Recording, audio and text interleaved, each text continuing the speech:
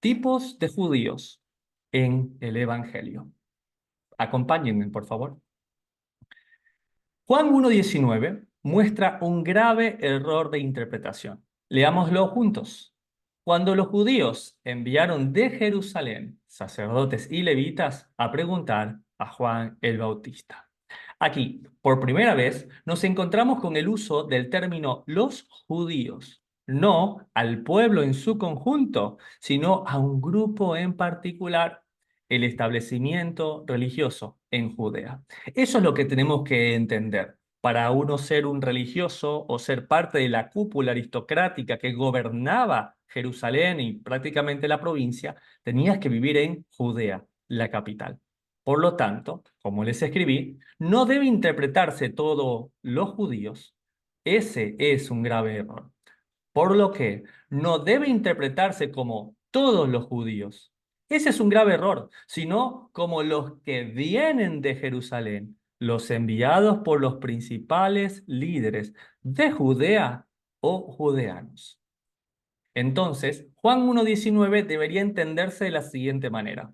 Cuando los líderes de Judea, judeanos, enviaron sacerdotes y levitas a preguntar a Juan el Bautista.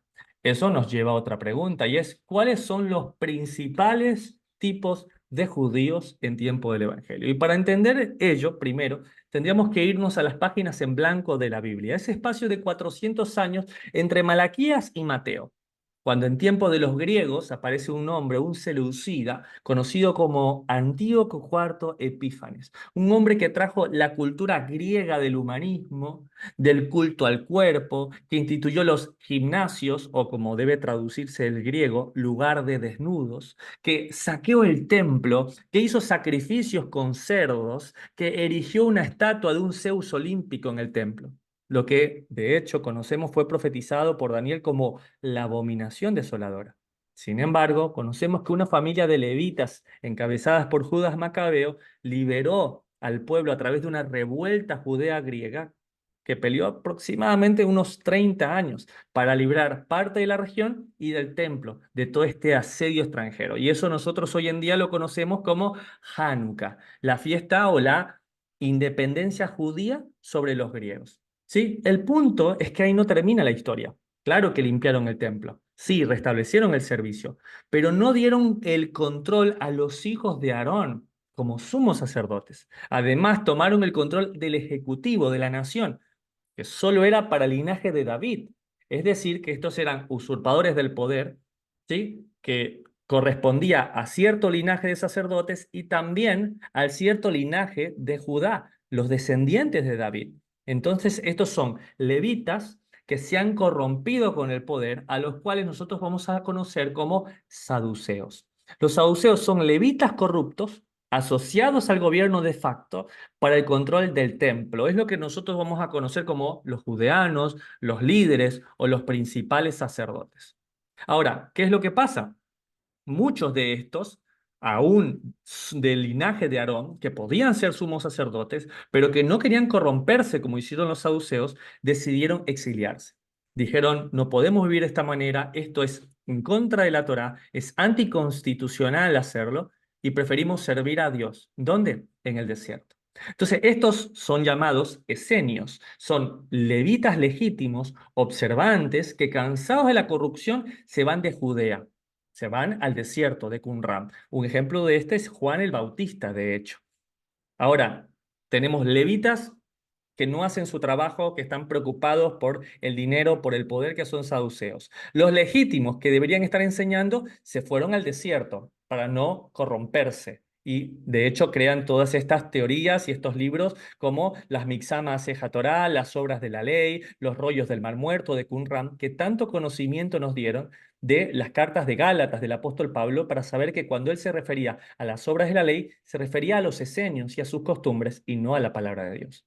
Pero ¿y ahora quién enseña en Judea? Pues se levanta un grupo de fariseos. Son judíos que estudiaban en las sinagogas, que las crean de hecho, y levantan maestros o rabís donde pues enseñan a las personas acerca de la palabra de Dios según sus interpretaciones. Un gran exponente tenemos a Pablo, a Saulo de Tarso. Pero por un momento pensemos, Los levitas, algunos están corrompidos en el templo, no enseñan la palabra. Los legítimos se fueron a las montañas, se fueron a las cuevas de Qumran, al desierto. Y ahora se levanta un grupo que son de fariseos que también enseñan. Pero hay otro grupo que dice, esto no nos va a liberar del pueblo opresor de los romanos. Entonces se levanta un grupo llamado los celotes. Los celotes son ultranacionalistas en guerra con el gobierno usurpador. ¿Sí? Tenemos el exponente que es Simón el Celote, un discípulo del Señor. Ellos mataban con una sica, de donde viene la palabra también sicario. Con este arma, pues, en cualquier momento eran disidentes. Era una especie de guerrilla que llegaba y asesinaba romanos como tal.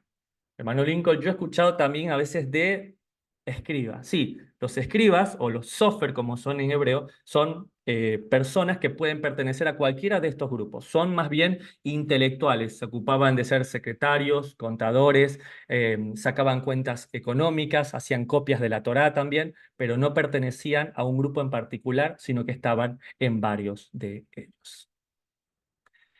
Cada vez que veamos el error de interpretación nombrando a los judíos, deberemos preguntarnos, ¿a quién se refiere?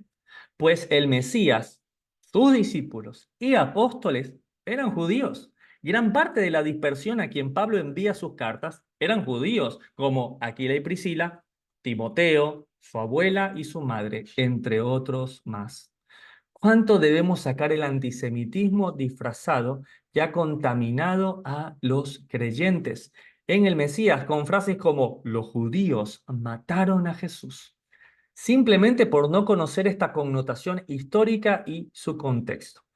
Todo esto proviene específicamente de un padre de la Iglesia Católica, Juan Crisóstomo, ¿sí? Este en el año 400 es quien levanta este argumento eh, o este odio antisemita. De hecho, hay muchos filósofos de la época que dicen que son estas homilías de Crisóstomo lo que volvió al antijudaísmo cristiano dentro de las iglesias. Y de hecho se promulgaba este antisemitismo en tiempos de Adolfo Hitler también. Entonces, este era un padre del odio contra los judíos, o sea, no solo padre de la Iglesia Católica, sino también de los protestantes, porque aún entre los luteranos figura este como uno de sus santos. Entonces, este Juan Crisóstomo tiene el discurso tan lleno de odio hacia los judíos, sin conocer quiénes eran realmente los judíos, sin saber distinguir los grupos, o sin meditar que el Señor mismo, siendo judíos, eligió judíos. ¿No me creen? Veamos a Mateo, el recaudador. Decían, de hecho, Leví, que era levita. Entonces, un levita que es un traidor prácticamente porque funciona o es funcional al imperio que nos está oprimiendo. Pero el Señor lo toma y lo restaura. ¿Qué tal un fariseo? Saulo de Tarso, Pablo, también de la tribu de Benjamín, elegido por el Señor. ¿Qué tal un Simón, el celote? Parte del grupo de disidentes, de ultranacionalistas. También es elegido por el Señor. ¿Qué tal Pedro, el pescador? Un hombre totalmente del vulgo, judío, sin ningún tipo de instrucción en ninguna escuela o yeshiva de la época. ¿Qué tal Juan el Bautista? Su profeta, un esenio. ¿O qué tal un joven? Juan, el discípulo amado, su primo. Jesús eligió sin importar de qué grupo venía. Él simplemente los tomó para su reino.